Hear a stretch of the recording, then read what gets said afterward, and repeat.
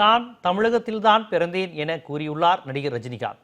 அவரது பாலிய நினைவுகளுக்கு சொந்தமான கிருஷ்ணகிரி மாவட்டம் நாச்சிக்குப்பம் கிராமத்தின் தற்போதைய நிலை குறித்து இந்த செய்தி தொகுப்பில் பார்க்கலாம். நான் பச்சை தமிழன். எங்க மூதாரு எங்க அப்பா எல்லாம் வந்து நாச்சிக்குப்பம் கிருஷ்ணகிரியில் பிறந்தது ஆல்ரெடி சொல்லியிருக்கேன். நான்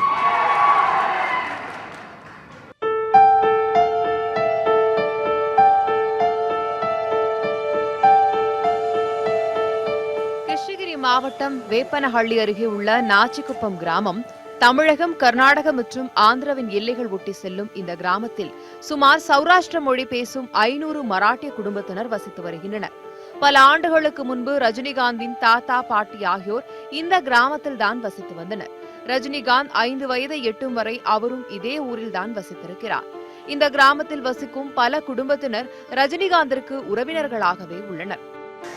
அவரு வந்து எங்கள் சொந்தக்காரன் பங்காளியான எப்படி என்ன ஆச்சுன்னா, அவரு சித்தப்பா மகளுக்கு பேரனுக்கு என் மகளுக்கு கொடுத்துக்கிறேன், பெரிய பொண்ணுக்கு. அதில் உறவு எங்களுக்கு இந்த சொன்னது அண்ணன் தம்பிக்கு உறவு. ரெண்டாவது அவர் அப்பா அம்மாலாம் இங்கே தான் பிறந்தது.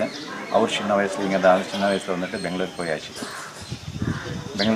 அப்புறம் பிறகு 40 வருஷம் மேலே இருக்கும் இதுக்கு சென்னைக்கு போயிட்டு. அவர் ரஜினிகாந்தின் தாத்தாவும் பாட்டியும் வாழ்ந்த பூர்வீக வீடு இடிந்த நிலையில் தரைமட்டமாக கிடைக்கிறது. இதே வீட்டிலும் தெருக்களிலும் தான் தனது பால்ய காலங்களில் ஓடி விளையாடி இருக்கிறார் ரஜினிகாந்த். சில ஆண்டுகளுக்கு பின் கர்நாடக மாநிலம் சோமனஹள்ளிக்கு இடம்பெயர்ந்தார் ரஜினிகாந்தின் தந்தை ராணுஜி. பெங்களூர்ல வந்து தளி பெங்களூர் பிரைவேட் வண்டியில் கண்டக்டர் வேலை பார்த்தாரு. அதுக்கப்புறம் பிடிஎஸ்ல சேர்ந்தார்.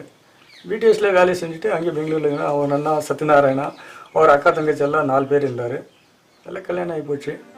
ரஜினிகாந்தின் பேச்சுக்களில் அவ்வப்போது தங்களின் கிராமத்தின் பெயரை குறிப்பிடுவது மகிழ்ச்சி அளிப்பதாக கூறுகின்றனர் நாச்சிக்குப்பம் வாசிகள். அப்பப்போ அவர் வந்து நாச்சிக்குப்பம் சொல்கிறது ரொம்ப பெருமை இருக்குது எங்களுக்கும். இவர் இப்போ தமிழ்நாட்டு மக்களுக்கு நல்லது செய்வாரான நம்பிக்கையோடு நாங்கள் எல்லாம் ரொம்ப எதிர்பார்க்குறோம். அவருக்கு நல்லது செய்யட்டும், கடவுள் நல்லது செய்யட்டும். ரஜினிகாந்தின் தாத்தா, பாட்டி மரணமடைந்ததும் ரஜினிகாந்த் குடும்பத்தினர் நாச்சிக்குப்பம் கிராமத்திற்கு சுமார் 40 ஆண்டுகளாக செல்லவில்லை. கடந்த 7 ஆண்டுகளுக்கு முன் ரஜினிகாந்தின் ராகவேந்திரா அறக்கட்டளை சார்பில் சுமார் 2.5 ஏக்கர் நிலம் வாங்கப்பட்டு அதில் ஆழ்துளை கிணறும் அமைக்கப்பட்டன. கால்நடைகளுக்கும் பொதுமக்களுக்கும் பயன்படும் நோக்கில் அமைக்கப்பட்ட இந்த ஆழ்துளை கிணறுகள் கடந்த 5 ஆண்டுகளாக செயல்படவில்லை. பள்ளிக்கூடம் மற்றும் திருமண மண்டபம் கட்டித்தருவதாக அறக்கட்டளை அளித்த வாக்குறுதிகளையும் எதிர்பார்த்து காத்திருக்கின்றனர் நாச்சிக்குப்பம் கிராமத்தினர்.